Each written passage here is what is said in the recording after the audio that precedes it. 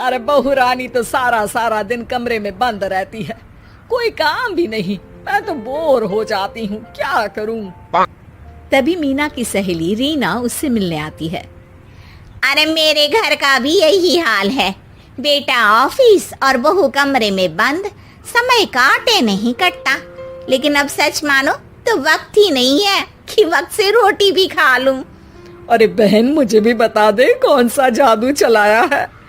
मैं भी अब जिंदगी के बचे कुचे दिन आराम से काट लूं। दीवारें देख देख कर तो बोर हो गई हूं मैं। रीना मीना को एक स्मार्टफोन देती है। ये ले, ये है वो छड़ी जो जादू करती है। इसमें मैंने तेरा फेसबुक अकाउंट भी बनाया है, एंजल प्रिया के नाम से। बस अब यहाँ दोस्त बना और सबसे बातें कर। सास को पहले तो उतना समझ नहीं आता है, लेकिन धीरे धीरे वो उसकी आदत डाल लेती है। माँ जी जल्दी से खाना खा लीजिए, मुझे थोड़ा काम है। अरे तू जा, मैं खा लूंगी, अभी वक्त नहीं है। और सासू माँ मोबाइल में मुंह गड़ाए जवाब दे देती है। बहू समझ ही नहीं पाती और वहां से कमरे में चली जाती है। अचानक सास को किसी प्यारी पिंकी की फ्रेंड रिक्वेस्ट आती है। अरे वाह, ये तो कोई प्यारी सी लड़की लगती है, बात करती हूँ। सास फ्रेंड रिक्वेस्ट अपनाकर बात करने लगती है।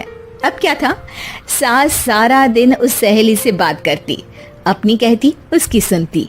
एक दिन सास फोन पर ही सरगड़ाए। अरे बहू, जरा मंदिर के लिए थाली सजा दे, आज कीर्तन है।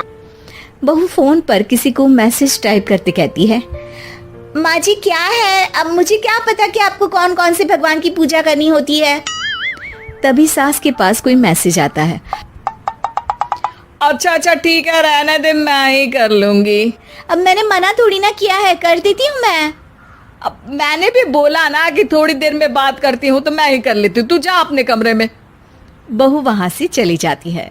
सास मंदिर पहुंचती है और मंदिर की सीढ़ियों पर बैठकर सास फोन पर लिखती है। अरे मेरी बहू सारा दिन अपने कमरे में बैठी रहती है। वहां से रिप्लाई आता है। मैं आपकी बहू को तो जानती नहीं हूँ, लेकिन हाँ एक बात है, हो सकता है आपने उसे ताने दिए होंगे या फिर उसका दिल दुखाया होगा। ऐसा करने पर बहुओं का मन ससुराल से हट जाता है। याद रखिए, बहू और बेटी में फर्क होता है। सास घर जाती है और बहू से बड़े ही प्यार से बात करती है, उसके लिए खाना बनाती है, उसे गिफ्ट में साड़ी भी देती है। जिसके बाद अगले दिन, माँ जी चलिए, आज मैं भी आपके साथ मंदिर चलती हूँ, आते वक्त भोले भैया के गोलगप्पे खा कर आएंगे। अरे हाँ बहू, ये तो अच्छा है, चलो। सास मन में सोचती है कि उसकी फेक बुक वाली दोस्त कितनी अच्छी है। उसके समझाने से उसे उसकी बहू वापस मिल गई। वो बहू को अपनी दोस्त के बारे में बताने का सोचती है, लेकिन फिर चुप हो जाती है। बहू फोन पर टाइप करती है। मेरी सास मुझे नौकरानी समझती है, एक गिलास पानी तक खुद नहीं लेती। मन तो करता है कि बोल दूं, मैं बहू हूँ, कोई नौकरानी नहीं। वहां से रिप्लाई आता है। देखो, तुम्हारी सास को तो मैं भी नहीं जानती, लेकिन वो बुजुर्ग होंगी। पूरा जीवन उन्होंने घर गृहस्थी चूल्हा चौका में निकाल दिया।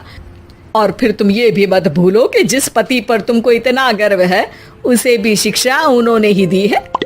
तो जिसने तुम्हें इतना दिया, क्या तुम उनकी थोड़ी सी सेवा नहीं कर सकती? बहू भी अगले दिन से सास का सारा काम करती, उनके पैर दबाती, उनका ख्याल रखती, उनके साथ घूमने जाती। एक दिन सास, बहू ये लो मेरा हीरे का हार। पहले तो सोचा था कि अपनी बेटी को दूंगी, लेकिन आज जब मेरे हाथ पैर में दर्द था तो तुम मेरा साथ दे रही थी। समय पर खाना पानी देकर तुमने ही मेरा बुढ़ापे में साथ दिया। उसके हिस्से का बहुत कुछ मैं उसे दे चुकी हूँ, लेकिन ये अब तेरा। बहू तो ये देखकर खुशी से उछल ही जाती है। वो सास को गले लगाकर कहती है। माँ जी, आप सच में बहुत अच्छी है। भला हो उस एंजल प्रिया का जिसने मुझे आपसे वापस मिलवा दिया, वरना मैं तो हमेशा आपको गलत ही समझती। मैं तो सोचती थी काश वो एंजल प्रिया मेरी सास होती। क्या नाम लिया बहू? एंजल प्रिया तेरी फेक बुक फ्रेंड है? हाँ माँ जी, वो बहुत अच्छी है।